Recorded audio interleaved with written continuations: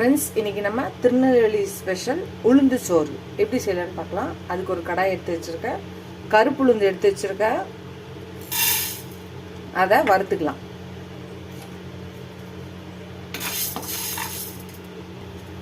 இது நல்லா வாசனை வர வரைக்கும் வறுத்துக்கலாம். வாசனை வந்துச்சு, லைட்டாக நிறம் மாறிச்சு. இப்போ இதை எடுத்து வறுத்த உளுந்த இந்த மாதிரி தட்டிக்கலாம். 1-2 தட்டிக்கலாம். தட்டினதுக்கப்புறம் ஒரு பவுலில் அரிசி எடுத்து வச்சுருக்கேன். இப்போ அதில் உளுந்த போட்டுக்கலாம்.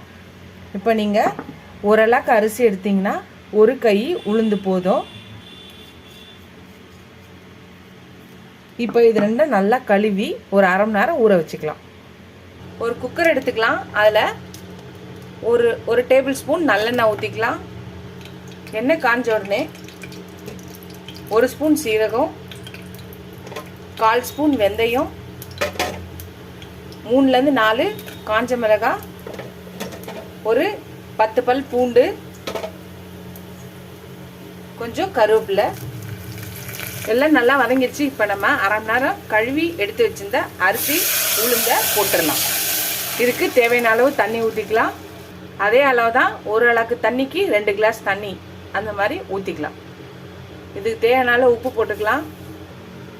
தேவையான அளவு கொஞ்சம் துருவின தேங்காய் 1 கை போட்டுக்கலாம். இதை கிளற வேண்டாம், அப்படியே இருக்கட்டும். குக்கர் மூடிக்கலாம்.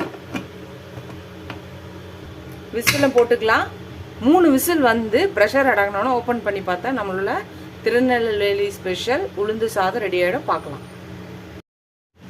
ஃப்ரெண்ட்ஸ், நம்மளோட உளுந்து சாதம், திருநெல்வேலி ஸ்பெஷல் உளுந்து சாதம் ரெடி ஆயிடுச்சு. பாருங்கள், 3 விசில் வச்சு எடுத்து ப்ரெஷர் இறங்கணுன்னு பார்த்தாச்சு. நம்மளோட ரைஸு நல்லா ரெடி ஆயிடுச்சு. சூப்பராக, ரொம்ப ஹெல்த்தியானது. உளுந்து ப்ரோட்டீன் ரிச்சு. அவ்வளோதான், நம்மளோட உளுந்து சாதம் ரெடி ஆயிடுச்சு.